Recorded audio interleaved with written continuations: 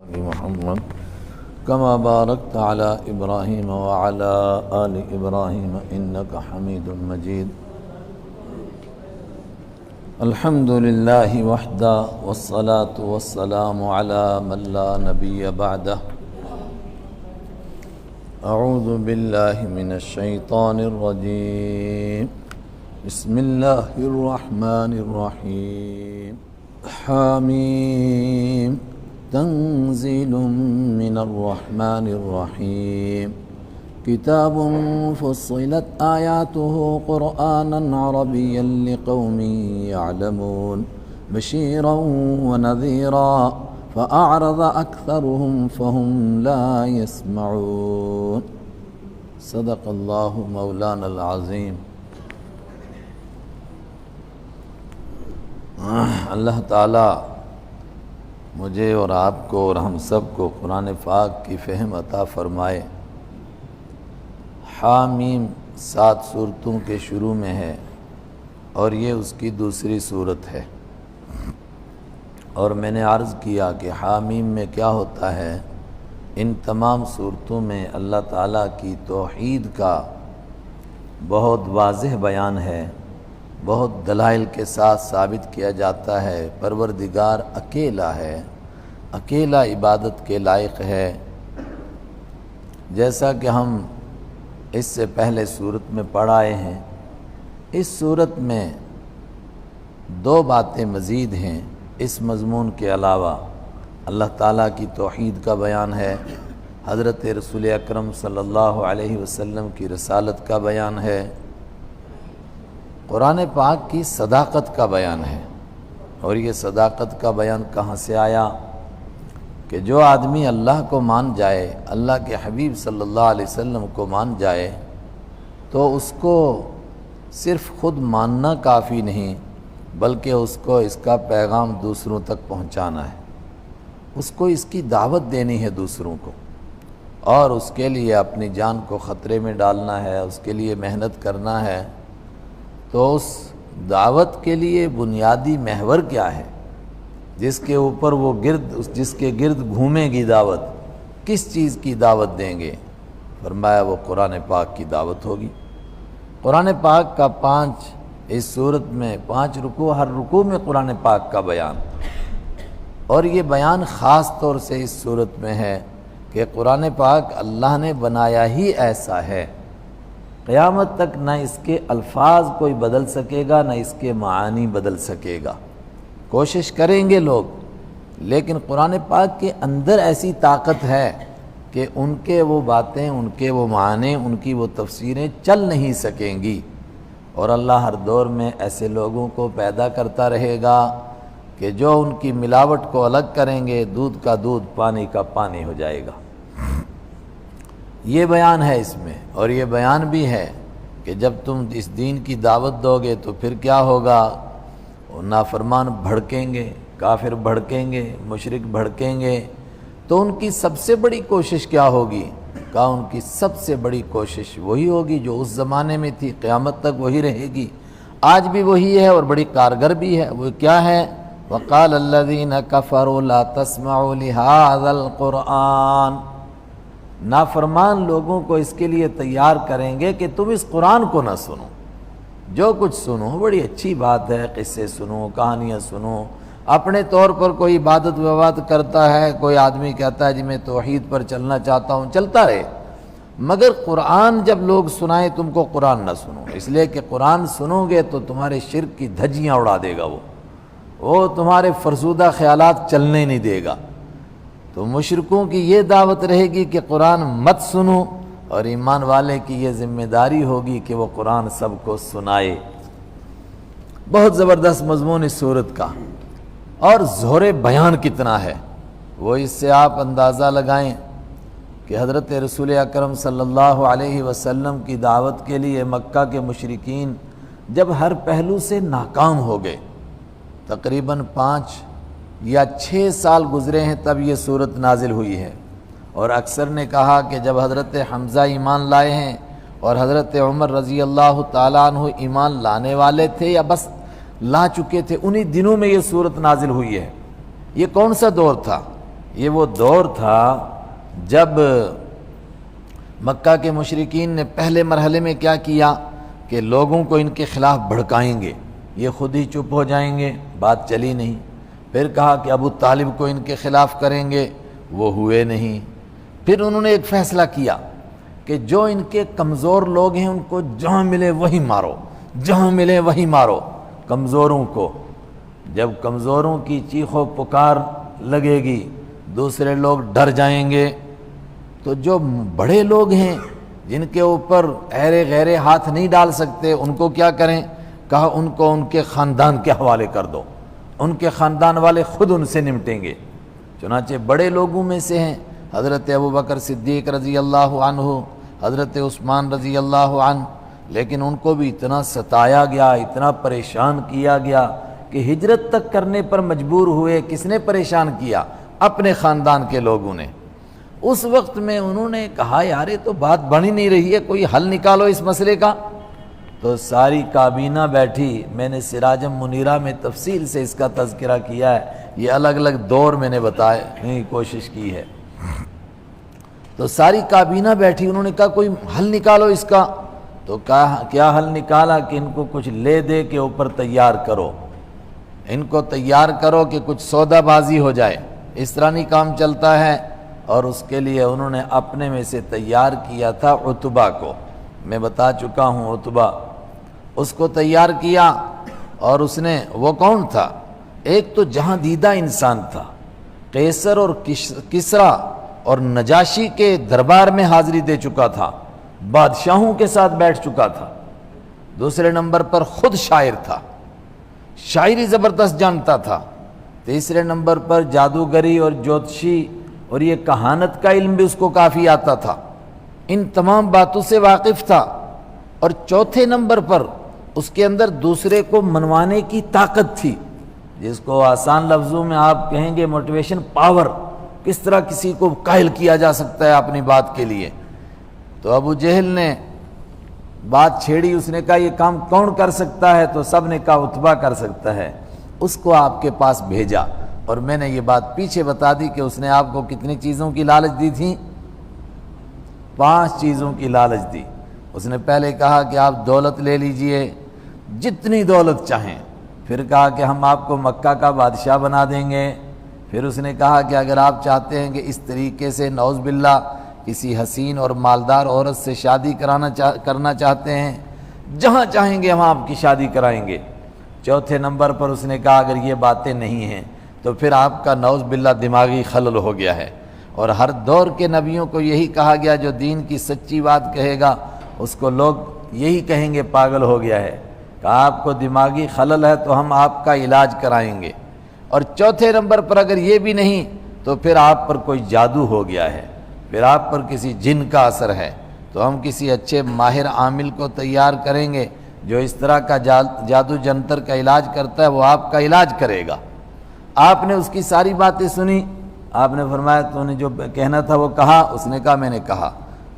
قرطبی میں یہ روایت ہے، تفسیر قرطبی میں، کہ آپ نے فرمایا اگر میں کہوں تو سنے گا؟ اس نے کہا آپ کی بھی سنوں گا۔ فرمایا اب تو سن۔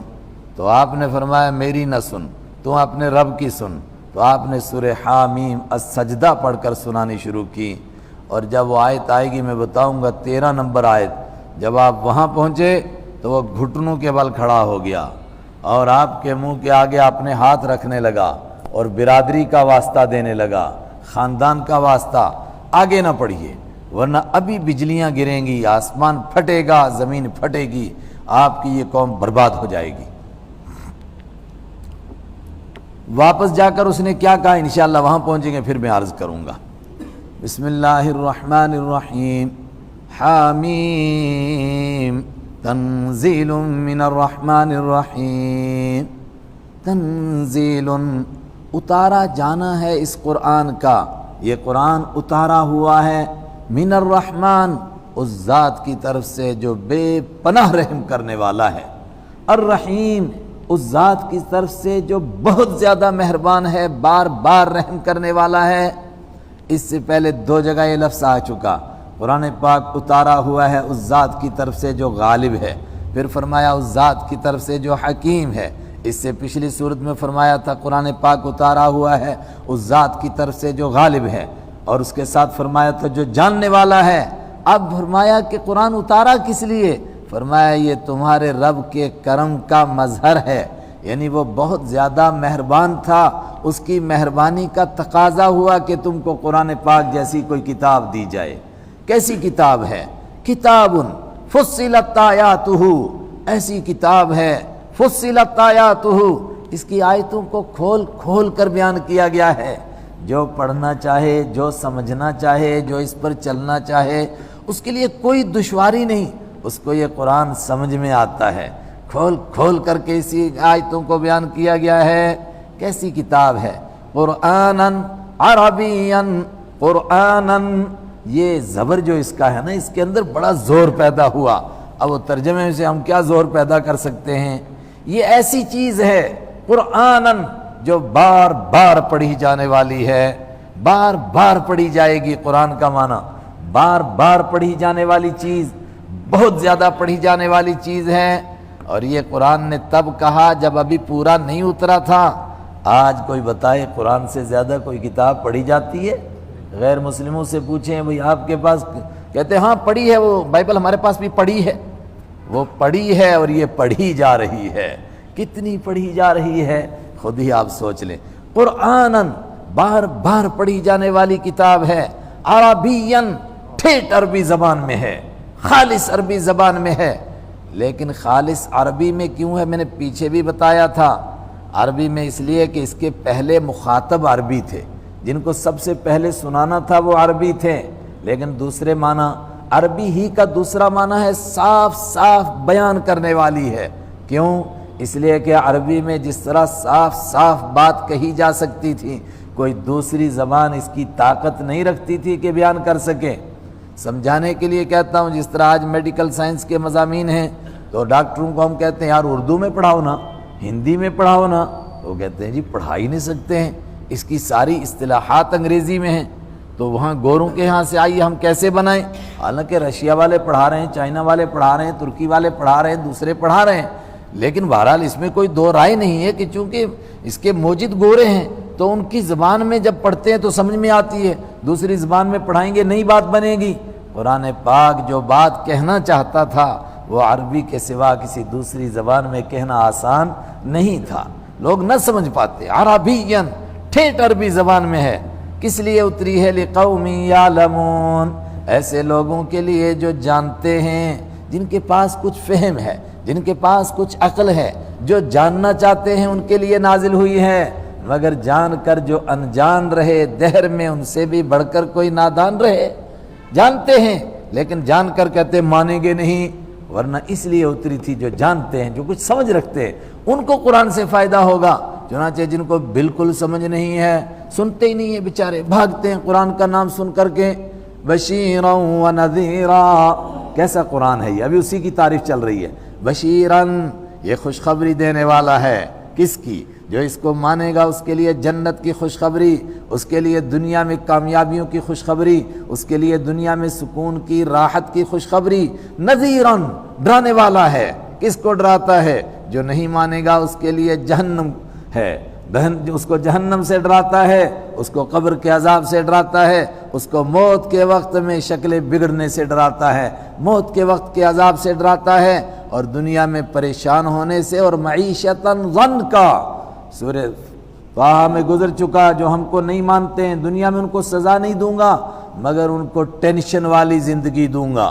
یہ آسان ترجمہ ہے آج کی زبان میں۔ معیشتاً ضنکا، ایسی زندگی دوں گا جو تنگی والی ہوگی، مگر کون سی تنگی؟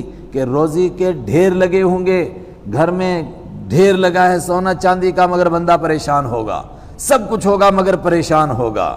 بشیرن، پھر خوشخبری دینے والا ہے یہ قرآن، نذیرن، ڈرانے والا ہے۔ میں نے کہا دنیا میں معیشتاً ضنکا سے ڈرانے والا، ٹینشن والی زندگی، اور آخرت میں اللہ کے عذاب سے ڈرانے والا ہے۔ یہ قرآن اللہ کی کرم کا، اللہ کے رحمان اور رحیم ہونے کا ایک نمونہ تھا، اس کا مظہر تھا کہ اس نے کیا مہربانی کی۔ مگر ہائے قرآن جب ملا تو کیا ہوا؟ فَأَعْرَضَ أَكْثَرُهُمْ، فَأَعْرَضَ، تو منہ موڑ لیا اعراض کر لیا، دوسری طرف منہ موڑ دیا۔ اکثرہم، ان میں سے اکثر نے، فہم لا یسمعون، تو وہ سننا ہی نہیں چاہتے ہیں، آج سنتے ہی نہیں ہیں۔ اور میں کہہ رہا ہوں کہ یہ سارے انسانوں کو کہا گیا، آج ملت کا یہ حال ہے۔ وہ لوگ جن کو گھٹنے گھس گئے ہیں نماز پڑھتے مرتے، مگر قرآن نہیں سننا چاہتے۔ عجیب بات ہے بھئی، کیوں نہیں سننا چاہتے ہیں؟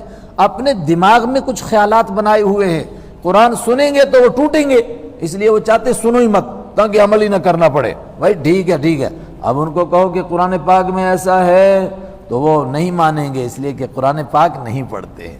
فَأَعْرَضَ، تو منہ موڑ لیا، اکثرہم، ان میں سے اکثر نے، فَهُمْ لَا يَسْمَعُونَ، تو وہ سنتے ہی نہیں ہیں۔ چنانچہ بالکل ایسا ہی کرتے تھے، کانوں میں کیلے وہ روئی ٹھونس لیتے تھے، سننا نہیں، کان نہیں لگانا، اور کیا کرتے تھے، دوسروں کو کہتے تھے کان بند کرو، اور کیا کہتے تھے، آگے آ رہا ہے وَالْغَوْ فِيهِ، جب قرآن پاک پڑھا جائے تو شور مچاؤ، کسی کے کان میں نہ پڑے۔ فَهُمْ لَا يَسْمَعُونَ، یہ سننا ہی نہیں چاہتے ہیں۔ اور کیا کہتے ہیں، رسول اکرم صلی اللہ علیہ وسلم سے کہتے تھے کہ جناب آپ تو باتیں بہت سناتے ہیں، لیکن کیا کریں، ہمارے دلوں کے اوپر پردے چڑھے ہوئے ہیں۔ کس کے پردے؟ کہتے تھے ہمارے دل میں پہلے سے باپ دادا کی ہدایت موجود ہے، جب وہ ہدایت سے بھرے ہوئے ہیں تو اب آپ کی بات اس کے اندر کیسے گھسے گی، وہ تو پردے میں پڑے ہوئے ہیں۔ وقالو، اور انہوں نے کہا، قلوبنا، ہمارے دل، فی اکنۃ، پردے میں ہیں، مما تدعونا الیہ، اس چیز کی طرف سے، تدعونا، آپ بلاتے ہو ہم کو، الیہ، جس چیز کی طرف آپ ہم کو بلاتے ہیں، جس کی دعوت دیتے ہیں، اس کی طرف سے ہمارے دل پردے میں پڑے ہوئے ہیں، ہمارے دلوں پر پردے ہیں، ہم کو نہیں سنائی دیتی ہیں آپ کی باتیں، ہم تک پہنچتی نہیں ہیں۔ وفی آذاننا وقر، اور ہمارے کانوں کے اندر وقر ہے۔ وقر کا آسان ترجمہ کرتے ہیں اردو والے، ڈانٹ لگی ہوئی ہے، لیکن اصل مسئلہ ہے وقر کا معنی نہ سننے کی بیماری۔ ہمارے کانوں میں وقر لگا ہوا ہے، ہمارے کانوں میں کان بوجھل ہیں، اردو والے کہتے ہیں، نہ سننے کی بیماری ہے، ہمیں اونچا سنائی دیتا، ہم نے سنا ہی نہیں، کیا کہہ رہے تھے آپ؟ اللہ اکبر۔ وفی آذاننا وقر، اور ہمارے کانوں میں ڈانٹ ہے، ومن بیننا وبینک حجاب، اور ہمارے بیچ میں اور آپ کے بیچ میں پردے لٹکے ہوئے ہیں۔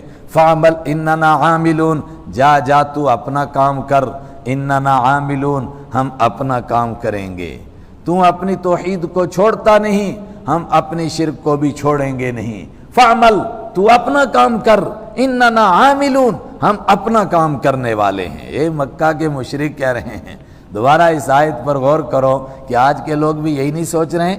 وقالوا قلوبنا، اور وہ کہتے ہیں قلوبنا، ہمارے دل، فی اکنۃ، پردے میں ہیں، مما تدعونا الیہ، اس چیز کی طرف سے جس کی آپ ہم کو دعوت دیتے ہیں، وفی آذاننا وقر، اور ہمارے کانوں کے اندر ڈانٹ ہے، ہم کو نہیں سنائی دے رہا ہے، ومن بیننا وبینک حجاب، اور آپ کے اور ہمارے بیچ میں پردے ہیں۔ فعمل، تو جا تو اپنا کام کر، اننا عاملون، ہم اپنا کام کرنے والے ہیں، ہم نہیں چھوڑنے والے ہیں۔ ایسے، اور دنیا بھر کے اندر جتنے لوگ قرآن پاک کو نہیں مانتے، تقریباً 999,000 میں سے نہیں، لاکھ میں سے کہیے 99,999 ایسے ہی ہیں کہ جنہوں نے قرآن پاک پڑھا نہیں ہے، سنا بھی نہیں ہے، کبھی دیکھا بھی نہیں ہے، لیکن قرآن کو گالیاں دیتے ہیں، کہتے ہیں نہیں مانتے ہم، قرآن میں ایسا ہے اور ایسا ہے۔ بھائی تو نے پڑھا قرآن؟ کہتا پڑھا نہیں جی میں نے۔ آئے ہائے۔ اور سورہ یونس میں ہے کہ مجھے لوگوں سے یہ گلہ نہیں کہ لوگ قرآن کو مانتے کیوں نہیں، گلہ یہ ہے پڑھتے کیوں نہیں۔ اور پھر سورہ سبا میں ہے قل انما اعظکم بواحدہ، آپ ان سے کہیے میں تم سے ایک آخری بات کہتا ہوں، قوموا للہ مثنی وفرادا ثم تتفکروا ما بصاحبکم من جنہ، اٹھو، دو آدمی غور کرو، ایک آدمی بیٹھ کے غور کرو، تنہائی میں غور کرو، پھر کچھ سوچنے کی کوشش کرو، سمجھنے کی کوشش کرو قرآن کو، اور جو بھی قرآن کو سمجھنے کی کوشش کرے گا نتیجہ کیا نکلے گا؟ ما بصاحبکم من جنہ، وہ اس نتیجے پر پہنچے گا کہ محمد صلی اللہ علیہ وسلم دیوانے نہیں ہیں۔ یہ قرآن دیوانوں کی بات نہیں کر رہا ہے، ان سے بڑی کون سی عقل مندی کی بات ہو سکتی ہے؟ لیکن نہیں مانتے، تو اس کے مقابلے میں حضرت رسول اکرم صلی اللہ علیہ وسلم کو فرمایا جا رہا آپ اعلان کیجئے۔ کیا اعلان کیجئے؟ قل انما انا بشر مثلکم، قل آپ فرما دیجئے انما بے شک، انا بشر میں انسان ہوں، میں بشر ہوں، مثلکم تمہارے جیسا۔ مطلب میں نے کب کہا کہ میں خدا ہوں اور میں تم کو نعوذ باللہ اپنی خدائی کی دعوت دے رہا ہوں؟ میں کب کہہ رہا ہوں کہ میں عرش سے خود آ رہا ہوں لے کر کے وہی؟ انما انا بشرکم مثلکم، میں بے شک تمہارے جیسا انسان ہوں، تمہارے جیسا بشر ہوں، لیکن اللہ نے مجھ کو یہ پیغام دیا ہے، اللہ نے مجھ پر وحی بھیجی ہے، اللہ نے مجھ کو اپنا پیغمبر بنایا ہے۔ یوحا وحی کی جاتی ہے، الیہ میری جانب، انما الہکم الہ واحد، انما الہکم کہ تمہارا خدا الہ واحد ایک ہی خدا ہے، فاستقیموا الیہ لہذا تم اسی کی طرف سیدھے ہو جاؤ، واستغفروہ اور اسی سے بخشش مانگو۔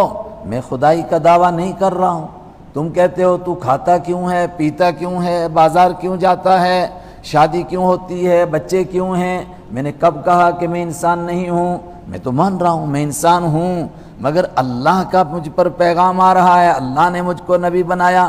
انما میری طرف وحی کی جاتی ہے، انما اس بات کی، الہکم الہ واحد کہ تمہارا معبود بالکل ایک ہی معبود ہے، فاستقیموا الیہ تم اس کی طرف سیدھے ہو جاؤ، مطلب سب کے در کو چھوڑو، ایک اس کے در کو پکڑ لو، واستغفروہ اور اسی سے گناہوں کی بخشش مانگو، وویل للمشرکین اور بربادی اور تباہی ہے مشرکین کے لیے۔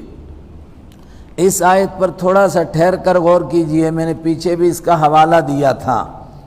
حضرت نوح علیہ السلام پر سب سے پہلا اعتراض ہوا جب وہ دنیا میں آئے تو ان کی قوم نے نہیں مانا، کہنے لگے کہ ہم تجھے کیسے مان جائیں جبکہ تو ہماری طرح کا بشر ہے، ہماری طرح کا انسان ہے، اور جو ہماری طرح کا انسان ہو، بشر ہو، وہ نبی کیسے ہو سکتا ہے؟ یہ نہیں ہم تسلیم کر سکتے۔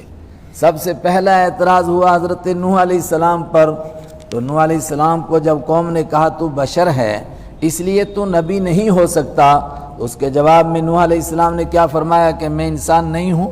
دیکھیے قرآن پاک، فقال الملأ الذین کفروا من قومہ، یہ 12ویں پارے میں سے سورہ ہود کی آیت نمبر 27 پڑھ رہا ہوں میں۔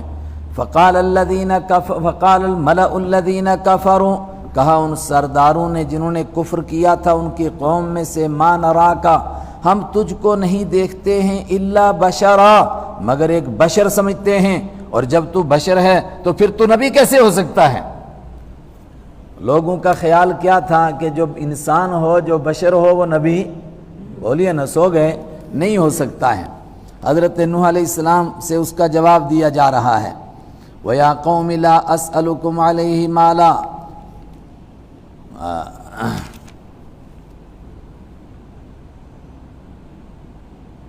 قال یا قوم ارأیتم ان کنت علی بینۃ من ربی، نوح علیہ السلام اس کا انکار نہیں کرتے ہیں، فرماتے ہیں میری قوم اگر میں اپنے رب کی طرف سے ایک دلیل پر ہوں اور اللہ نے میرے اوپر وحی کی رحمت کی بارش کی ہو، فعمیت علیکم اور وہ تم پر پوشیدہ ہو گئی ہو، تو پھر میں کیا اس کو زبردستی تمہارے سر لگا دوں گا؟ پھر فرماتے ہیں ولا اقول لکم عندی خزائن اللہ، یہ نوح علیہ السلام فرما رہے ہیں، اور میں تم سے نہیں کہتا ہوں کہ میرے پاس اللہ کے خزانے ہیں۔ یہ کیا مسئلہ ہے؟ لوگ سمجھتے تھے کہ بزرگ وہ ہوتا ہے جس کے پاس کائنات کے خزانے ہوتے ہیں، بس جس کے سر پر ہاتھ رکھ دیا وہی قارون بن گیا، جس کو بس کہہ دیا جاؤ، جس کی پیٹھ پر ہاتھ رکھ دیا وہی وقت کا قارون بن گیا، یعنی اس کے ہاتھ میں پروردگار کے خزانوں کی کنجیاں ہوتی ہیں۔ اور ان کا اعتراض کیا تھا کہ جو آپ پر ایمان لاتا ہے، کلمہ پڑھتا ہے، وہ تو بیچارہ بھوکا مر رہا ہے، ہم کیسے مانیں کہ آپ نبی ہیں؟ وہ جواب دیتے ہیں میں نے تم سے نہیں کہا کہ میرے پاس اللہ کے خزانے ہیں، ولا اعلم الغیب اور میں خود غیب نہیں جانتا ہوں، جو باتیں اللہ مجھ کو بتاتا ہے وہ تم کو بتاتا ہوں۔ تیسری بات ولا اقول انی ملک اور میں تم سے نہیں کہتا ہوں کہ میں فرشتہ ہوں، میں تو مان رہا ہوں میں انسان ہوں، میں نے کب کہا میں فرشتہ ہوں؟ ہر نبی پر یہی اعتراض ہوتا رہا، یہ میں نے نوح علیہ السلام کا پیش کیا۔ قرآن پاک میں جن نبیوں کا تذکرہ ہے ان میں سب سے پہلے نوح علیہ السلام کا تذکرہ ہے۔ نوح علیہ السلام سے پہلے کسی نبی کا قرآن میں تذکرہ نہیں ہے، تو نوح علیہ السلام پر یہ اعتراض ہوا تو ان کے بعد سارے نبیوں پر اسی طرح ہوتا رہا۔ کس طرح ہوتا رہا اس کے لیے میں ایک اور آیت آپ کو سناتا ہوں سورہ ابراہیم کی، کہ سارے نبیوں کو مل کر لوگوں نے کیا کہا ہر دور میں، قرآن پاک نے اس کا بیان کیا۔ قالوا ان انتم، یہ سورہ ابراہیم کی 13ویں پارے کی آیت نمبر 10 پڑھ رہا ہوں۔ قالوا ان انتم الا بشر مثلنا، ہر دور کے نبیوں کو قالوا لوگوں نے کہا، ان انتم یہ جمع کا لفظ ہے، تم نہیں ہو الا بشر مگر تم بشر ہو، انسان ہو، مثلنا ہمارے جیسے۔ جب تم ہمارے جیسے انسان ہو تو ہم تمہیں کیسے نبی مان لیں؟ جو ہم جیسا انسان ہوگا اس کو ہم نبی کیسے مانیں گے؟ قالت لهم رسلهم، کہا ان سے ان کے رسولوں نے، ان نحن الا بشر مثلکم، بے شک ہم نہیں ہیں۔ یہ 11ویں آیت آ گئی، ما نحن، ان نحن ہم نہیں ہیں، الا بشر مگر بشر ہیں، انسان ہیں، مثلکم تمہارے جیسے۔ تو پھر فرق کیا ہے؟ ولیکن اللہ یمن علی من یشاء، لیکن اللہ جس پر چاہتا ہے اپنے بندوں میں سے احسان کرتا ہے۔ یہ تو میں نے چند آیتیں پیش کی، اور خود رسول اکرم صلی اللہ علیہ وسلم کے لیے یہ جو آیت ہے، قل آپ کہہ دیجئے انما بلا شبہ انا بشر مثلکم، میں بشر ہوں، یہ کئی مقام پر ہے قرآن پاک میں، یہی نہیں ہے، اس سے پہلے سورہ کہف کی آخری آیت یہی ہے۔ حضرت رسول اکرم صلی اللہ علیہ وسلم کی حدیثوں پر آئی ہے، تو میں نے چند حدیثیں آپ کو سنائی تھیں۔ آپ کے پاس ایک آدمی مقدمہ پیش کرتا ہے اور چرب زبانی سے بات کرتا ہے، بخاری شریف میں حدیث موجود ہے، آپ نے فرمایا تم میں سے کوئی ایسا ہوتا ہے جو اپنی بات کو زیادہ مدلل کر کے پیش کرتا ہے اور دوسرا بیچارہ اس طرح نہیں کر سکتا ہے، تو ممکن ہے کہ میں یہ گواہ بھی پیش کرے گا تو میں اس کے گواہوں کو دیکھ کر کے اس کے لیے کسی زمین کے ٹکڑے کا فیصلہ کروں، لیکن اگر حقیقت میں وہ زمین اس کی نہیں ہے تو اس کو جان لینا چاہیے کہ میں اس کے لیے جہنم کے ایک ٹکڑے کا فیصلہ کر رہا ہوں۔ آپ نے فرمایا کہ میں ایسا کیوں کروں گا، حالانکہ آپ کی عدالت سے کبھی ایسا نہیں ہوا، کیونکہ نعوذ باللہ اگر کسی نے ایسا کروانے کی کوشش کی تو ایک دم عرش ہلا، وہی اتر گئی، اور یہ بھی قرآن پاک میں جگہ جگہ ہے، فوراً وہی اتری اور وہی کے ذریعے سے بتایا گیا کہ سچ یہ ہے جھوٹ یہ ہے۔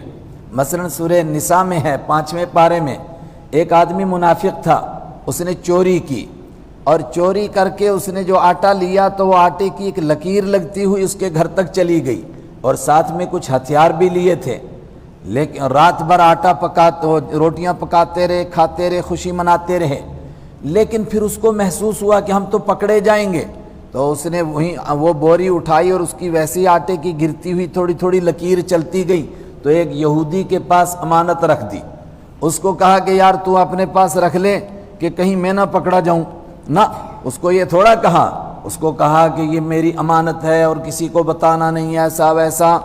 دوسرے دن مقدمہ پیش ہوا حضور صلی اللہ علیہ وسلم کی عدالت میں، اور اس کی طرف چونکہ آٹے کا نشان جا رہا تھا تو سب نے اس پر شک کیا، اس کو پکڑا گیا، تو اس کی قوم کے سارے لوگ آ گئے اور انہوں نے کہا جی عجیب بات ہے، بغیر ثبوت کے، بغیر دلیل کے اس کو یہ مورد الزام بنا رہے ہیں، کوئی ان کے پاس ثبوت نہیں ہے، تحقیق کرو، تلاش کرو، چھاپے مارو، آٹا کہاں ہے؟ تو چھاپا مارا تو آٹا تو یہودی کے گھر میں ملا۔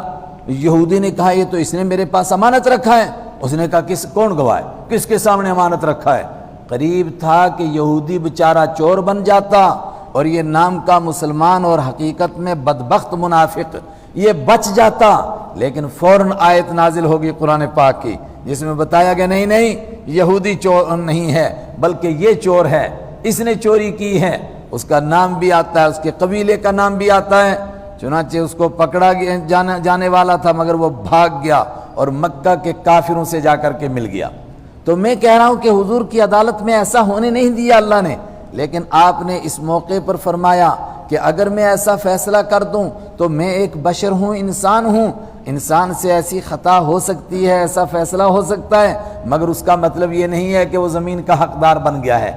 یہاں آپ نے اپنے لیے لفظ استعمال کیا میں بشر ہوں، صحابہ نے آپ کے لیے یہی لفظ استعمال کیا۔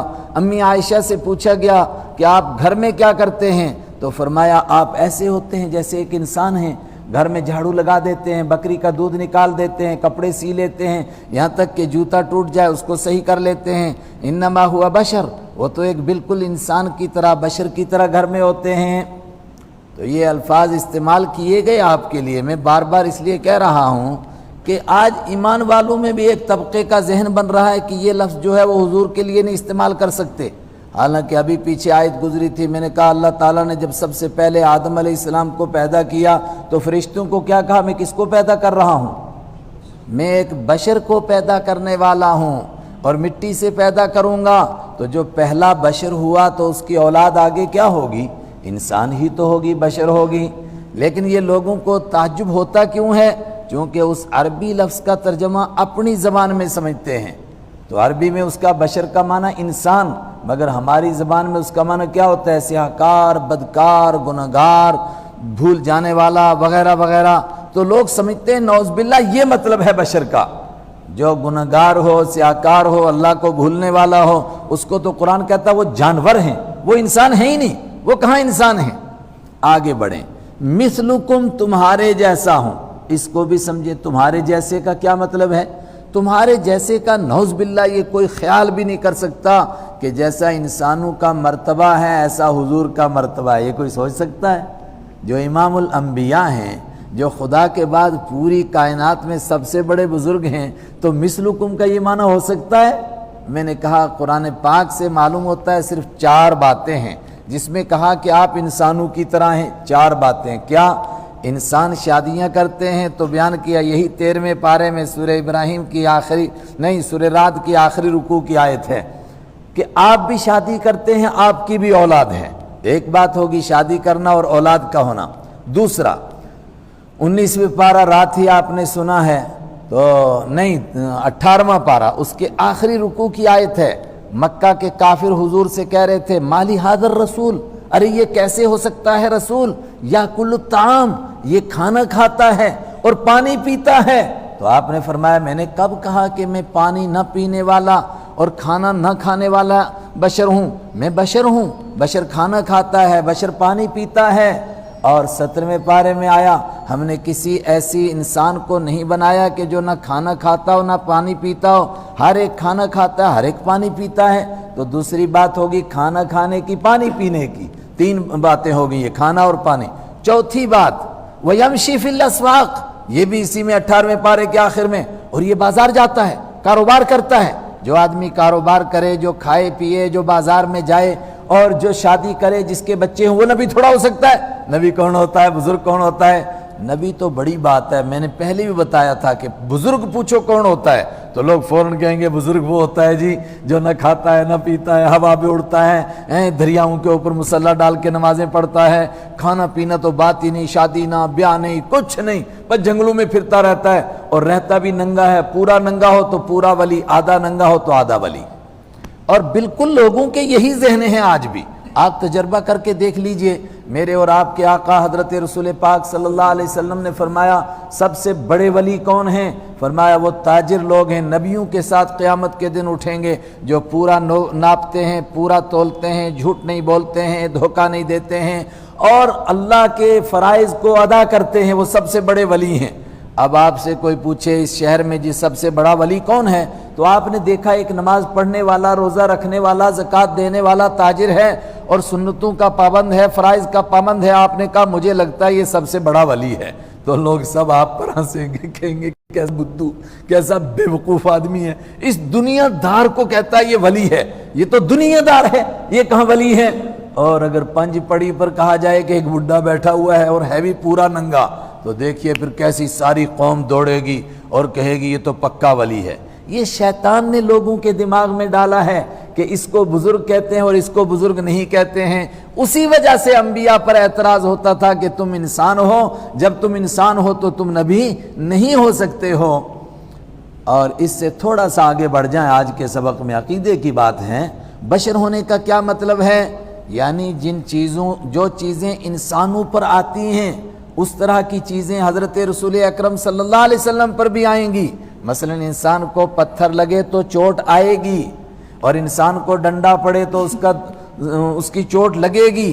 حضرت رسول اکرم صلی اللہ علیہ وسلم کو بھی عتبہ بن ابی وقاص نے آپ کے اوپر پتھر مارا دور سے غزوہ احد میں، تو کیا ہوا؟ آپ کی لوہے کی ٹوپی پر پڑا وہ پتھر، اس کی وجہ سے لوہے کی ٹوپی ٹوٹی، اور اس کے اندر 2 کندے تھے، وہ آپ کے رخسار مبارک میں گھڑ گئے۔ بخاری میں حدیث موجود ہے، اور بار بار بخاری نے اس حدیث کو لایا ہے۔ پھر کیا ہوا؟ حضرت علی اور حضرت فاطمہ دوڑے آپ کا خون بند کرنے کے لیے، تو حضرت علی ڈھال کے اندر پانی لے کر آئے، اور حضرت فاطمہ اس پانی کو ڈال کر کے دھونے لگیں، لیکن جب دھوتی ہیں تو خون اور بڑھتا ہے، تو اس کے لیے آپ نے کیا کیا؟ حضرت فاطمہ کے ذہن میں آیا تو انہوں نے فوراً ایک چٹائی کو جلایا۔ چٹائی سمجھتے نا، جس کو ہم پھوڑی کہتے ہیں، اب یہاں کے لوگ کیا سمجھیں گے، اس کو گھاس کی وہ ہوتی ہے نا، وہ چٹائی ہوتی ہے، تو پھوڑی وہ جلائی، اور اس کو جلا کر کے اس کی راکھ بنائی اور وہ لگائی، تو خون بند ہو گیا۔ پتھر مارا، آپ کو چوٹ آئی، یہ مطلب ہے بشر ہونے کا۔ اس سے زیادہ نعوذ باللہ مرتبہ ایک جیسا ہو سکتا ہے؟ خاکم بدین، آپ کے مبارک رخسار خوشبو آتی ہے، جس پتھر پر آپ کا خون گرا تھا اب تک اس سے اسی طرح خوشبو آتی ہے، اور آج بھی اس کے گواہ موجود ہیں۔ آج بھی ایسی خوشبو آتی ہے جو دنیا میں خوشبو نہیں ہے۔ یہ آپ کی رسالت ہے۔ وہ آپ صلی اللہ علیہ وسلم انسان ہیں، اور کیا ہوتا ہے؟ آپ کا گھوڑا آپ کو لے کر کے دوڑتا ہے اور بدک جاتا ہے، اور اچانک ایک درخت کے ساتھ سے گزرتا ہے، جس کی وجہ سے آپ کی ٹانگ مبارک چھل جاتی ہے، آپ کے گھٹنے میں موچ آتی ہے۔ 30 دن تک بخاری کی روایت ہے، آپ اپنے حضرت عائشہ صدیقہ کے کمرے کے اوپر ایک کمرہ ہے، دوسرا کمرہ، اس میں آپ آرام فرماتے رہے، اور اس بیچ میں آپ نے وہی نماز پڑھی۔ صحابہ نیچے الگ جماعت کر رہے تھے، آپ کے گھٹنے میں اتنی تکلیف تھی، نیچے نہیں اتر پا رہے تھے، معلوم ہوا کہ آپ کو چوٹ لگی۔ یہ مطلب ہے انسان ہونے کا۔ اور انسان ہونے کا کیا مطلب ہے؟ خیبر کی جنگ سے واپس آ رہے تھے، حضرت صفیہ سے آپ کا نکاح ہوا، بخاری میں حدیث موجود ہے۔ ایک مقام پر پہنچے، صحبہ نام کا مقام ہے، اس سے آگے وہاں آپ نے تو رخصتی کی ان کے ساتھ، اس کے بعد آگے چل رہے تھے، ان کو اپنے اونٹ کے پیچھے بٹھا رکھا تھا، پردے سے وہ ڈولی سی بندی تھی، اس میں وہ پردے میں بیٹھی تھی۔ اچانک اونٹ بدکا، اور حضرت رحمت عالم صلی اللہ علیہ وسلم اور حضرت صفیہ دونوں گرے اونٹ سے۔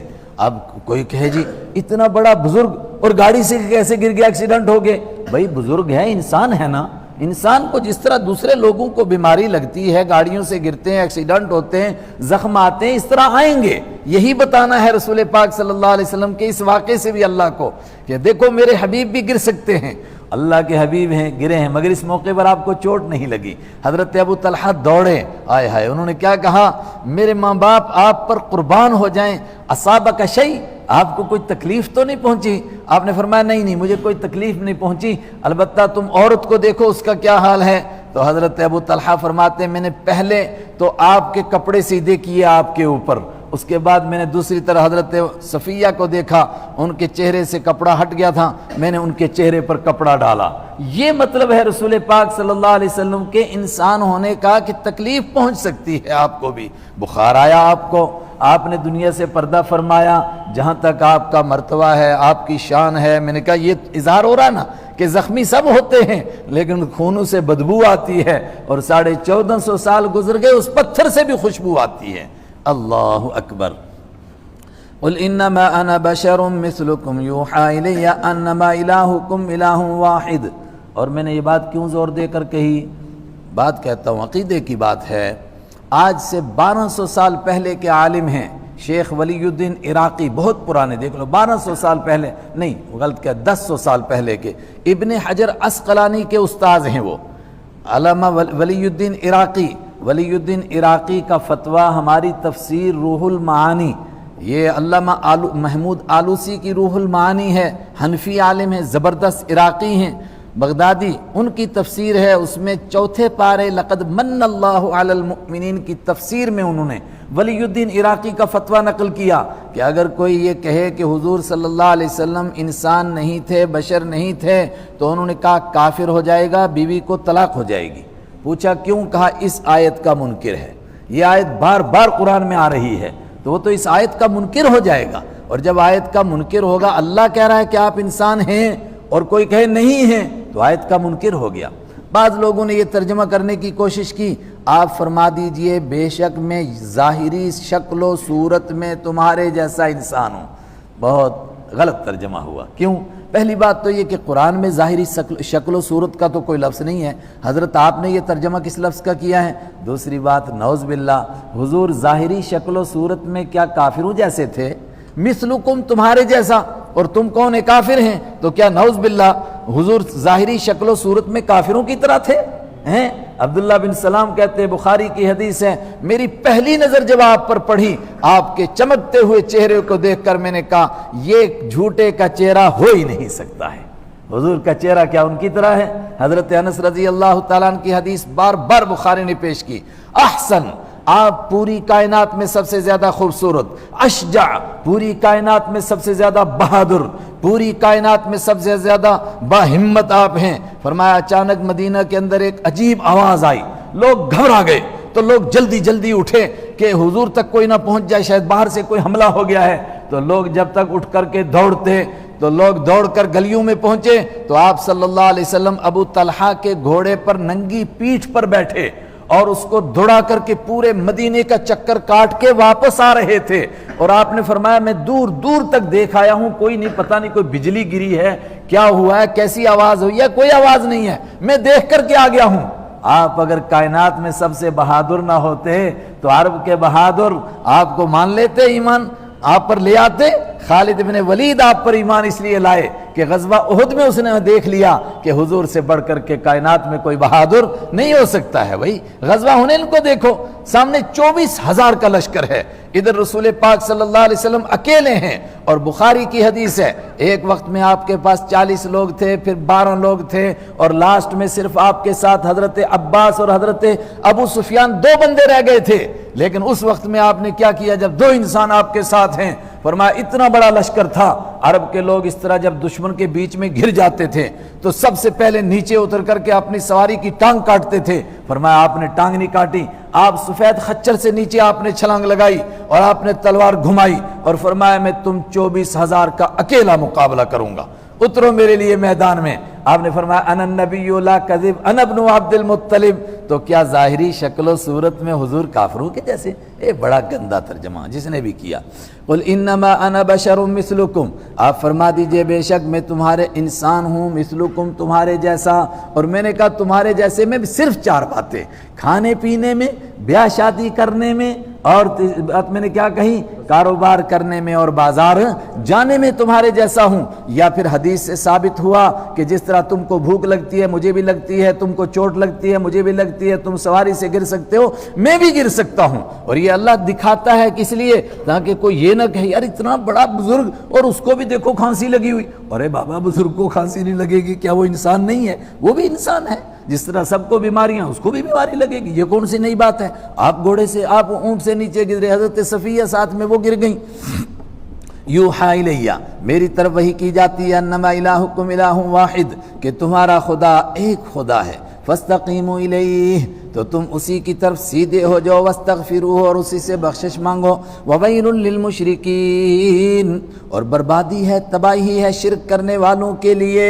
مگر کون ہے مشرک؟ الذین لا یؤتون الزکاۃ، جو زکوٰۃ نہیں دیتے ہیں وہ ہے مشرک۔ یہ بڑا اہم مسئلہ، زکوٰۃ تو مسلمانوں پر فرض ہے، اور قرآن مکہ کے کافروں کو کہتا ہے ویل، ان کے لیے بربادی ہے، یہ زکوٰۃ نہیں دیتے ہیں۔ حالانکہ اگر آپ یہ کہیں کہ زکوٰۃ کا مطلب ہے خیرات کرنا، تو خیرات کرنے میں تو وہ کمال مقام رکھتے تھے۔ ابو جہل سے پوچھا نا ان کے رسول ہونے میں تجھے کیا شک ہے؟ کہا شک وقت کچھ نہیں، مگر چکر یہ ہے کہ یہ حاجیوں کو پانی پلاتے تھے، ہم نے بھی پلایا، ان کے خاندان نے حاجیوں کو کھانا کھلانا شروع کیا، ہم نے بھی کھلایا۔ آپ بنی ہاشم کہتے ہیں کہ ہمارے بیچ میں ایک نبی ہے، ہم کہاں سے نبی لائیں؟ اگر ہم ان کے نبی کو مان لیں گے تو نیچے نہیں لگ جائیں گے کیا ان کے؟ تو یہ تو ان کے خیرات کرنا، کھانا کھلانا تو ان کا کام تھا۔ اکثر نے اشارہ کیا، اس بات کی طرف اشارہ ہے کہ مکہ کے کافر ان مظلوموں پر خرچ نہیں کرتے تھے جو ایمان لائے تھے، ان کی طرف اشارہ کیا، یہ زکوٰۃ نہیں دیتے ہیں۔ تو زکوٰۃ تو فرض ہی مدینہ میں ہوئی ہے، مدینہ میں فرض ہوئی ہے زکوٰۃ ایک خاص نصاب کے ساتھ۔ وہ جمعے کے دن آپ کو سنایا تھا، جس نے سنا ہوگا سن لیا ہوگا، ورنہ زکوٰۃ مکہ میں بھی فرض تھی مگر متعین نہیں تھا، وہاں یہ تھا کہ خیرات کرو، کرتے رہو کرتے رہو کرتے رہو۔ معلوم ہوا زکوٰۃ نہ دینا مشرکوں کا کام ہے، مسلمان کا کام زکوٰۃ دینا۔ اسی طرح نماز نہ پڑھنا یہ بھی مشرکوں کا کام ہے، قرآن پاک میں ہے اقیموا الصلاۃ ولا تکونوا من المشرکین، اور نماز قائم کرو اور مشرک مت بنو۔ نماز نہ پڑھنا بھی مشرکوں کا کام، زکوٰۃ نہ دینا بھی مشرکوں کا کام۔ اب ایسے بھی مسلمانوں کے ٹھیکیدار ہیں جنہوں نے زندگی میں نہ نماز پڑھی، نہ روزہ رکھا، نہ زکوٰۃ دی۔ اللہ اکبر۔ وَهُمْ بِالْآخِرَةِ هُمْ كَافِرُونَ، اور یہ کون ہیں مشرک؟ وہ جو آخرت کا انکار کرتے ہیں۔ اس کے مقابلے میں ان الذین آمنوا، بے شک وہ لوگ جو ایمان لائے، وعملوا الصالحات، اور جنہوں نے نیک عمل کیے، لہم اجر، ان کے لیے اجر ہے غیر ممنون، جو کبھی ختم ہونے والا نہیں ہے۔ قل اَإِنَّكُمْ لَتَكْفُرُونَ بِالَّذِي خَلَقَ الْأَرْضَ فِي يَوْمَيْنِ۔ اب یہ آیتیں عتبہ سن رہا ہے، اس پر کیا اثر ہو رہا تھا آیتوں کا؟ حدیث میں ہے پہلے وہ بیٹھ کر سننے لگا، جب ان آیات کا اس پر اثر ہونے لگ گیا تو وہ پیچھے کو یوں ہوا اور اس نے اپنے ہاتھ پیچھے ٹیک لیے اور بڑی مشکل سے بیٹھ پانے لگا اور وہ گھبرانے لگ گیا، کیا آیات ہیں ایسے جھنجھوڑ۔ قل اَإِنَّكُمْ، اے میرے نبی آپ فرما دیجئے، اَإِنَّكُمْ، کیا بے شک تم لَتَكْفُرُونَ، نہیں مانو گے، انکار کرو گے، بِالَّذِي، اس ذات کا، اس اللہ کا، الَّذِي خَلَقَ الْأَرْضَ، جس نے اس ساری زمین کو بنایا، یومین، 2 دنوں میں۔ قرآن پاک میں جگہ جگہ کہا گیا وَلَقَدْ خَلَقْنَا السَّمَاوَاتِ وَالْأَرْضَ وَمَا بَيْنَهُمَا فِي 6 أَيَّامٍ، ہم نے زمین کو، آسمان کو، اس کے بیچ کی ساری مخلوق کو 6 دنوں میں بنایا۔ مگر یہ پہلا مقام ہے جہاں تفصیل بتائی کہ کیسے کیسے بنایا۔ فرمایا اس اللہ کا انکار کرتے ہو جس نے زمین کو بنایا یومین، 2 دنوں میں۔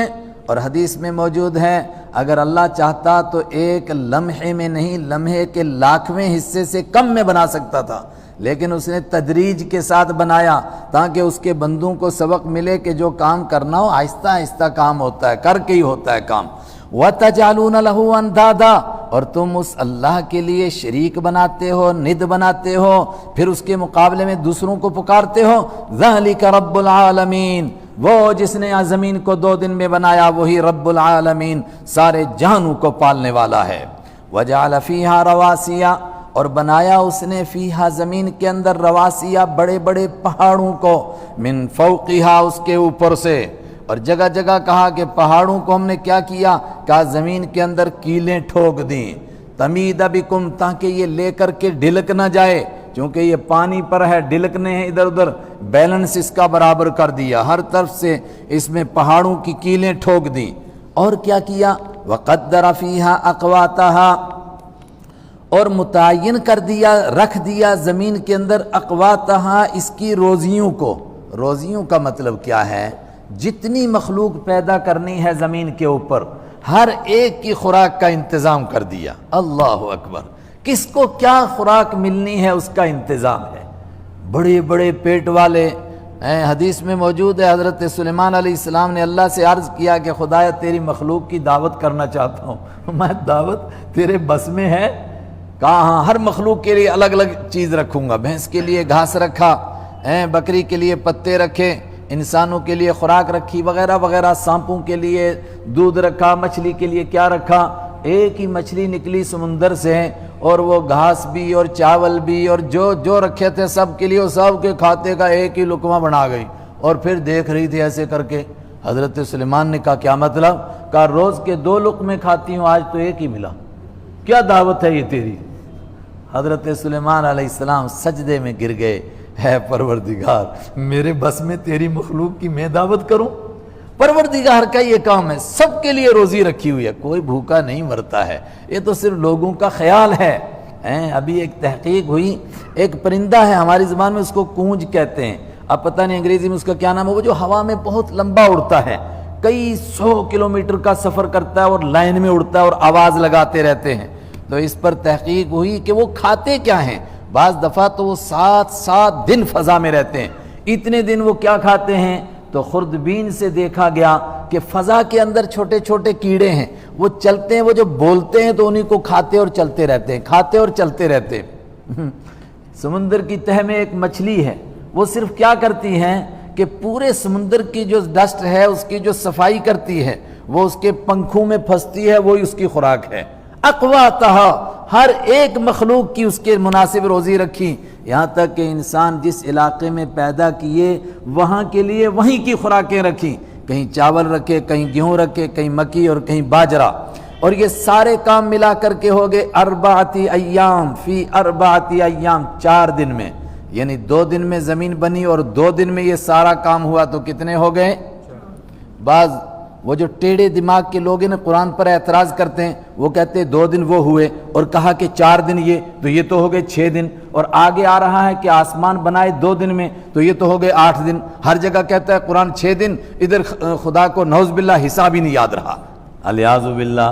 ارے بے وقوف، گرانڈ ٹوٹل نہیں جانتے ہیں، پیچھے کا ساتھ میں شمار کرتے رہتے ہیں، اردو میں کل میزان، پیچھے کا جوڑ کر کے اب کتنا ہوا، پیچھے کا جوڑ کر اب کتنا ہوا، تو 2 دن وہ اور 2 دن یہ، فی 4 ایام، اب ہوئے 4 دن، یہ ابھی 4 دن ہوئے۔ سواء للسائلین، سواء برابر ہے، للسائلین سوال کرنے والوں کے لیے، مطلب جو پوچھ رہے تھے کہ زمین کیسے بنی، آسمان کیسے بنا، ان سب کو برابر جواب ہو گیا۔ یہ بھی اس کا ترجمہ، اور ایک دوسرا ترجمہ سواء للسائلین، برابر ہے سب کے سب مانگنے والوں کے لیے۔ اللہ علامہ قرطبی نے کہا مانگنے والوں کا مطلب کیا ہے؟ کہا ضرورت مند، جس کو جس چیز کی ضرورت ہے اس کو وہ ملے گی۔ چنانچہ شیر کو ہمیشہ گوشت کھانا ہے، کوئی اور چیز نہیں کھا سکتا ہے، اس کے لیے گوشت کا انتظام ہے اور روزانہ ملے گا اس کو، کبھی ایسا نہیں کہ وہ بھوکا مر جائے۔ جس کو جو ملنا ہے وہ اس کے لیے تیار ہے۔ اللہ اکبر، کہاں سے انتظام ہوگا، کیسے اللہ تعالیٰ انتظام کرتا ہے وہ جانے۔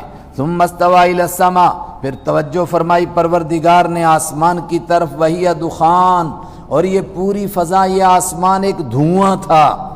آج سائنس والے کہتے ہیں جی ترقی کر کر کے یہاں پہنچے کہ جب کائنات نہیں تھی تو کیا تھا، کہا ایک بے نور خلا تھا، اندھیرا ہی اندھیرا تھا، تو سمجھیے کہ قریب پہنچ کے قرآن نے کہا دھواں تھا، وہی دخان، اور یہ سارے آسمان کیا تھے؟ دھوئیں تھے۔ پھر اس کے کتنے بنا دیے؟ 7 آسمان، لیکن اس کو کیسا بنایا اللہ نے؟ بیچ میں جواب دیا جا رہا ہے، کوئی مستریوں کی طرح مٹیریل اکٹھا نہیں کیا۔ آپ دیکھتے ہیں نا کئی سڑکوں کے پاس سے جب پہاڑ کو کھود دیتے ہیں تو کیسے اس میں سیٹ کیے ہوتے ہیں، اوپر مٹی، نیچے اس کے گول پتھر، پھر مٹی، پھر پتھر، یہ کس نے اتنے سیٹ کیے ہیں؟ کیا کوئی مستری لگا ہوا تھا؟ کہا نہیں۔ فقال لہا، اللہ نے فرمایا آسمان سے بھی، وللارض، اور زمین سے بھی فرمایا، ایتیا، آ جاؤ، طوعا او کرہا، آ جاؤ خوشی سے یا ناخوشی سے، مطلب میں جیسا چاہ رہا ہوں اس طرح کے بن جاؤ، چاہے اپنی مرضی سے بنو، نہیں بنو گے تو میں بناؤں گا تمہیں، میرے آرڈر کے آگے کوئی انکار کر سکتا ہے؟ قالتا اتینا طائعین، دونوں نے کہا اتینا، ہم آگے، طائعین، تیری بات کو مانتے ہوئے، اے پروردگار جیسا تو چاہے گا اسی طرح ہم بن جائیں گے۔ آسمان بھی ویسے ہی بن گیا، زمین بھی ویسے ہی بن گئی، ضرورت کی چیزیں سب اس میں ویسے ہی رکھ دیں۔ فقضاہن 7 سماوات، تو آسمانوں کا فیصلہ کر دیا، 7 آسمان بنا دیے۔ یہ کتنے میں ہوا؟ فی یومین، 2 دنوں میں۔ اب پچھلے 4 دن جوڑو اور یہ 2 دن کتنے ہوئے؟ 6 دن ہو گئے۔ وَأَوْحَى فِي كُلِّ سَمَاءٍ أَمْرَهَا، اور ہر ایک آسمان کے اندر اس آسمان کے لائق حکم دے دیا، مطلب جس آسمان کے اندر جو کام ہونے تھے اس کا آرڈر جاری ہو گیا، اس میں یہ کام ہوگا، اسی طرح ہوتا رہے گا، ایک نظام بن گیا۔ جس طرح جس کو کہتے ہیں نا بے وقوفی کی زبان میں کہ نیچر ہے جی، بس سورج چڑھ رہا ہے، ڈوب رہا ہے، یا زمین چکر کھا رہی ہے، بھیا دھکا کون دے رہا ہے؟ کہتے کوئی نہیں، بس چل رہا ہے، یہ سب کا نظام چل رہا ہے، سب کچھ ہو رہا ہے، بارش برس رہی ہے، غلہ اگ رہا ہے، کون کر رہا ہے؟ کہتے کوئی نہیں کر رہا ہے، بس ایسے ہی چل رہا ہے۔ ارے ایسے ہی چل رہا ہے، اللہ کا بنایا ہوا نظام ہے، یہ صرف زمین کا تم کو نظر آتا ہے، ہر آسمان میں اسی طرح کا نظام ہے۔ وَزَيَّنَّا السَّمَاءَ الدُّنْيَا، مثلا یہ جو قریب والا آسمان ہے، اس کے اور اس کے بیچ کی فضا کو خوبصورت بنایا اللہ نے، چمکایا بِمَصَابِيحَ، چراغوں کے ذریعے سے، اس میں ستارے لگا دیے، وہ چمکنے لگ گئے۔ وَحِفْظًا، اور اس کی حفاظت بھی کی۔ اب کس سے حفاظت کی؟ ایک تو میں نے وہ کہا تھا کہ شیاطین اوپر جاتے ہیں تو ان سے آسمان کی حفاظت کی گئی ہے، یا اس کے علاوہ اور کس کس چیز سے حفاظت کی ہے اللہ ہی جانتا ہے۔ یہ کہیے سارے نظام کی حفاظت کی کہ اسی طرح رہے گا، سورج اور چاند اور ستارے جس کو جس کام پر لگا دیا وہ اسی طرح رہے گا۔ یہ کس کا فون بج رہا ہے یار؟ وَحِفْظًا ذَلِكَ تَقْدِيرُ الْعَزِيزِ الْعَلِيمِ۔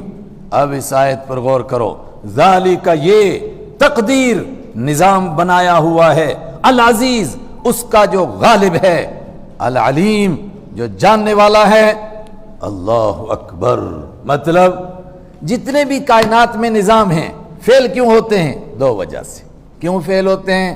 ایک اس لیے فیل ہوتے ہیں کہ آپ کے اوپر دوسرے کا نظام غالب آ گیا، آپ نے ویب سائٹ بنائی، دوسرے نے اس کو ہائی جیک کر لیا، کہیں جی دنیا کے ہینگر ہیں وہ یوں کر لیتے ہیں، جی یوں کر لیتے ہیں، اور میں عزیز غالب ہے، اس کے نظام کو کوئی ہائی جیک نہیں کر سکتا ہے۔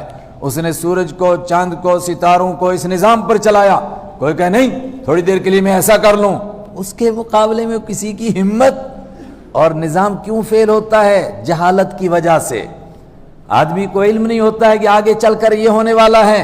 اب دوائی بنائی تھی پچھلے سال کام آنے والے کرونے کے لیے، وہ کیا پتا تھا، کہتے اس کی نسل ہی بدل گئی، دوسری قسم کا کرونا آ گیا، ہے مصیبت، اب اس کے لیے دوسری بناؤ، اس کے لیے جب تک بنے گی تب تک کوئی اور آ جائے گا، کریں گے کیا؟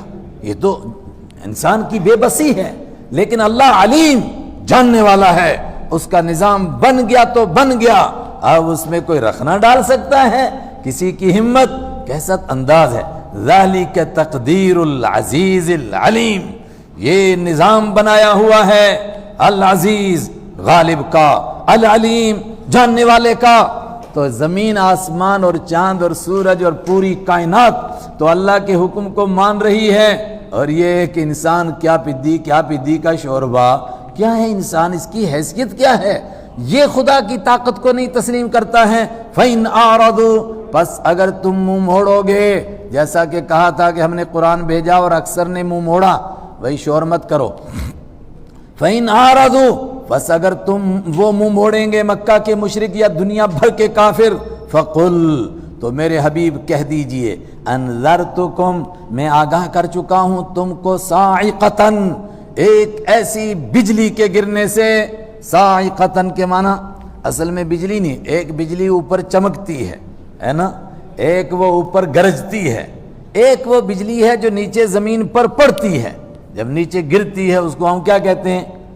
ہم جموں والے کہتے ہیں اس کو چڑک، کوشر بیٹھ جو ہے نا ترٹ، وہ جو نیچے گرتی ہے، پھر میں تم کو ڈراتا ہوں ایک ایسی کڑک سے، ایک ایسی چڑک سے، ایک ایسی تٹ سے، کیا ہوگا جو پچھلی قوموں پر آ چکی ہے۔ اور عرب جانتے تھے کہ پہلی قوموں پر ایسی چڑک پڑی، ایسی گرج، ایسی بجلی کا کڑکا پڑا، کیا ہوا؟ سب کی سب، ساری کی ساری قوم ایک لمحے میں خاک کا ڈھیر ہو گئی۔ فَإِنْ أَعْرَضُوا، پس اگر تم وہ منہ موڑیں گے، اگر تم منہ موڑو گے، ویسے أَعْرَضُوا اگر وہ منہ موڑیں گے پھر حاضر کا صیغہ، فَقُلْ أَنذَرْتُكُمْ، تو آپ کہہ دیجئے اے مشرکو، اے کافرو، میں تم کو آگاہ کر چکا ہوں، صاعقتاً، ایک کڑک سے، مثل صاعقۃ عاد و ثمود، اس جیسی کڑک جو قوم عاد اور سمود پر آئی تھی۔ یہ ہے 13 نمبر آیت۔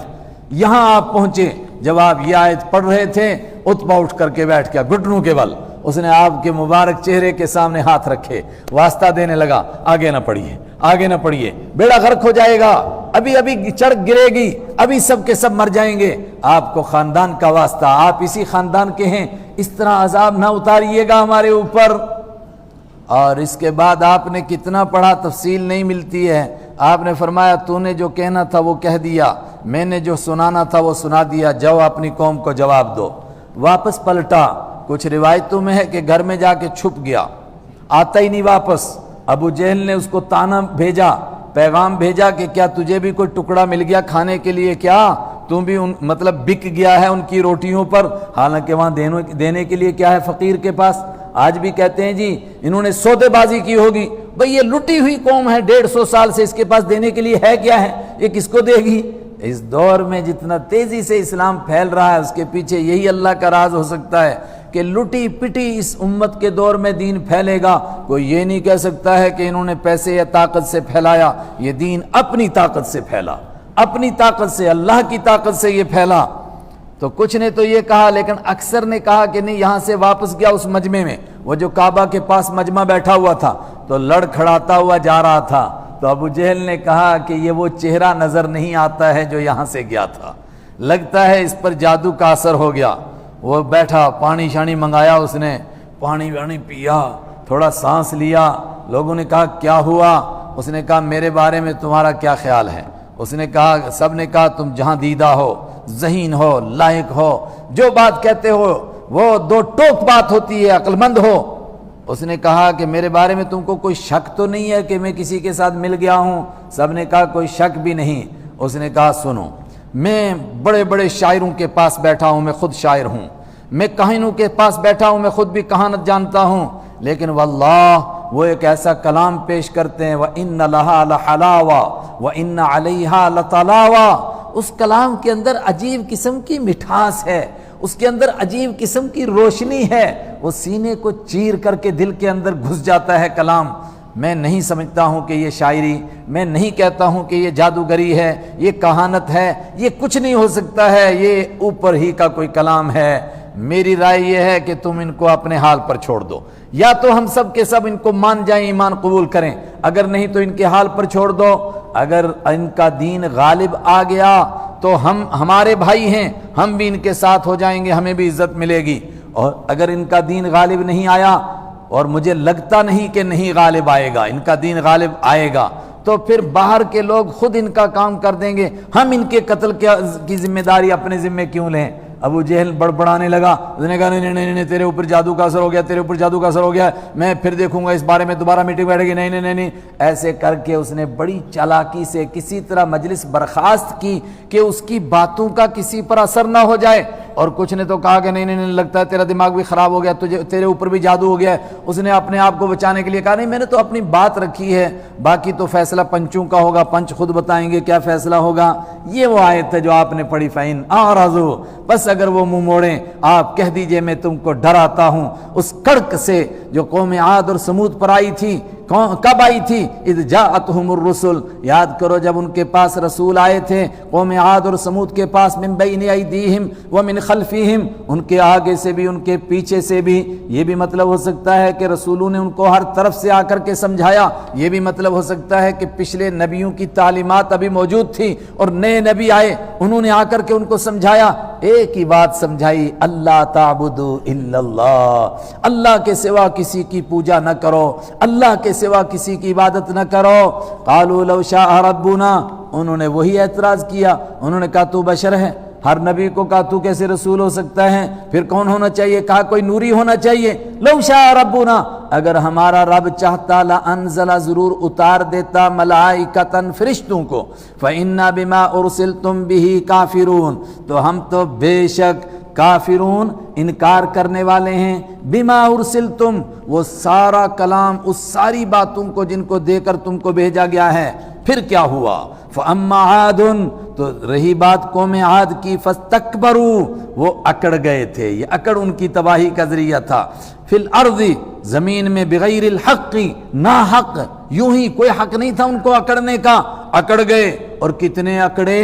جب حضرت ہود علیہ السلام نے ان کو آ کر سمجھایا خدا کے قہر سے ڈرو، کہنے لگے وقالوا من اشد منا قوہ، اور انہوں نے کہا من اشد، زیادہ سخت کون ہے، زیادہ طاقتور کون ہے، منا، ہمارے مقابلے میں، قوتاً، طاقت کے اعتبار سے، کیا ہم سے بڑا بھی کوئی طاقتور ہے یار؟ ہم تو درختوں کو یوں پکڑ لیتے ہیں، ہم تو ہاتھیوں کی گردن مروڑ دیتے ہیں، ہم سے بڑا کوئی طاقتور ہے؟ اللہ نے فرمایا اولم یروا ان اللہ الذی خلقہم، کیا انداز، اولم یروا، اور کیا انہوں نے سوچا نہیں، غور نہیں کیا کہ وہ اللہ الذی خلقہم، جس نے ان کو پیدا کیا اور ان کو یہ طاقت عطا کی، ہوا اشد منہم قوہ، وہ ان سے زیادہ طاقتور ہے، جو ان کو خود پیدا کر رہا ہے، طاقت دے رہا ہے، کیا وہ ان سے زیادہ طاقت نہیں رکھتا؟ وَكَانُوا بِآيَاتِنَا يَجْحَدُونَ، اور وہ ہماری آیتوں کا انکار ہی کرتے رہے۔ یہ تو قوم عاد کا کام ہوا۔ پھر کیا ہوا؟ فَأَرْسَلْنَا عَلَيْهِمْ رِيحًا، تو بھیجا ہم نے ان کے اوپر ہوا کو، سرسرا، جو تیز چل رہی تھی، سر سر، کہتے ہیں سرسر کس ہوا کو کہتے ہیں جو بہت ٹھنڈی بھی ہو اور بہت تیز بھی چلے اور کان کے پاس سے گزرے اور آواز آئے سر سر سر، تیز چل رہی تھی۔ کب؟ فی ایام نحسات، منحوس دنوں میں۔ تو کیا منحوس دن بھی ہیں؟ یہ انشاءاللہ اب ختم ہو گیا وقت، کل کوشش کروں گا اس مضمون کو میں عرض کرنے کی۔ منحوس دن ہو سکتے ہیں، کیا کسی چیز میں نحوست ہو سکتی ہے؟ کوئی چیز نحس ہو سکتی ہے جی، اس کا پیر بھاری پڑ گیا اور یہ آگے سے بلی گزر گئی اور یہ صبح کو عورت نظر آ گئی اور یہ ایسا ہو گیا، اب تو پورا دن منحوس ہوگا، اور سویرے سویرے ایسا گاہک آیا ادھار مانگ رہا تھا، اب تو سارا دن منحوس گزرے گا۔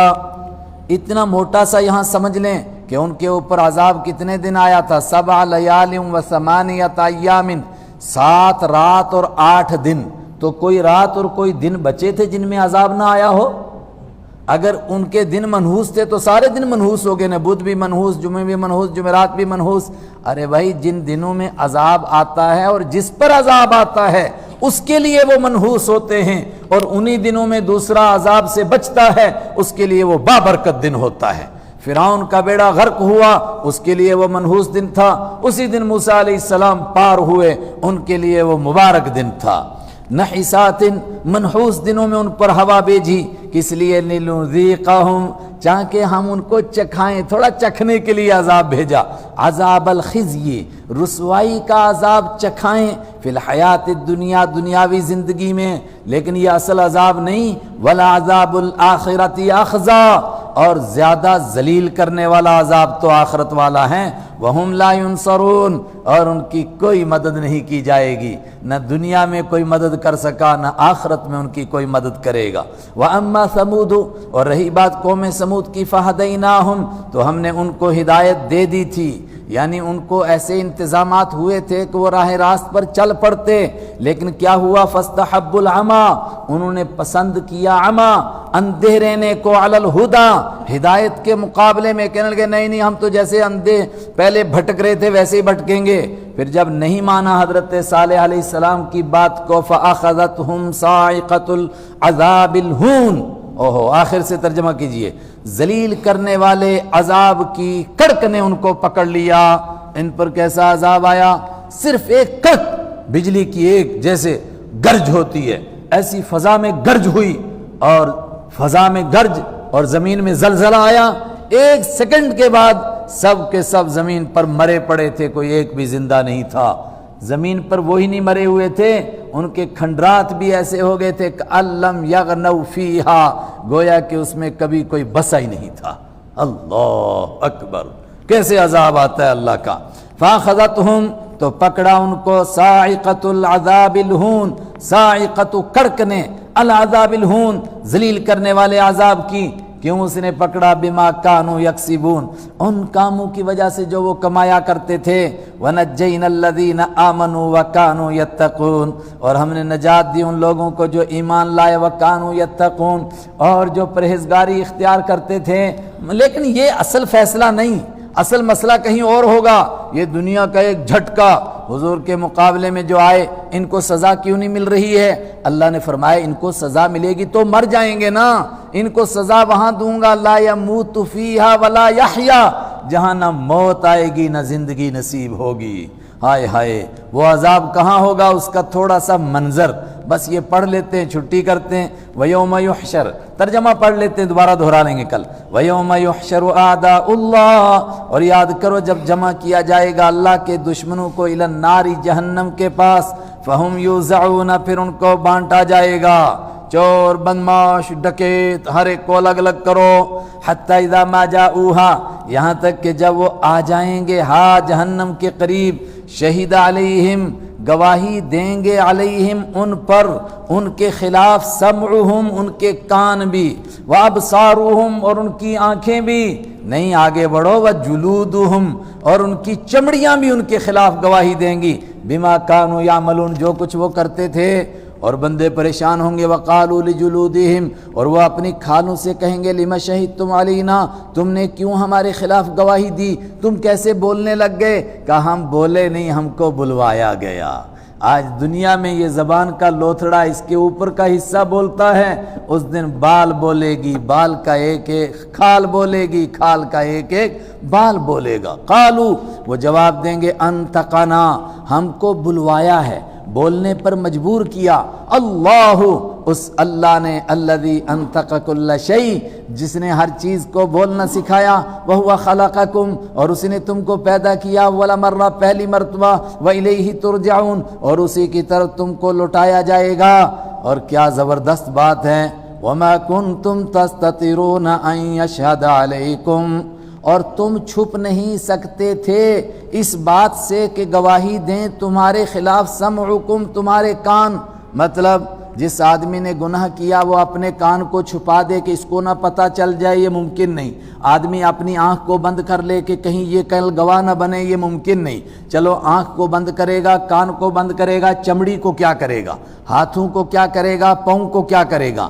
تم نہیں طاقت رکھتے تھے کہ تم چھپا سکتے اپنے آپ کو، چھپ جاتے تم اس بات سے کہ تمہارے خلاف گواہی دیں تمہارے کان اور تمہاری آنکھیں اور تمہاری چمڑیاں، ہائے ہائے، لیکن تم نے گمان کیا تھا کہ اللہ تعالیٰ کو کوئی پتہ نہیں چلتا ہے۔ چمڑی کے بارے میں تم نہیں سوچ سکتے تھے کہ اس سے چھپیں، مگر تمہارا خیال کیا تھا کہ ہم کس سے چھپ گئے ہیں، اللہ سے چھپ گئے، اللہ کو پتہ ہی نہیں چلا، ہائے ہائے۔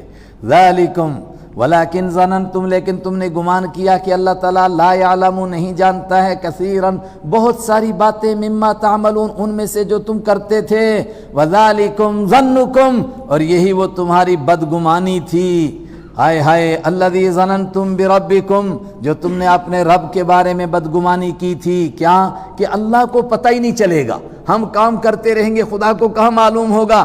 اسی بات نے ارداکم، اردا کے لفظی معنی تم کو کھڈے میں ڈال لیا، لیکن جموں کی زبان میں ترجمہ کیجئے تمہارا بیڑا غرق کر دیا، ہائے ہائے۔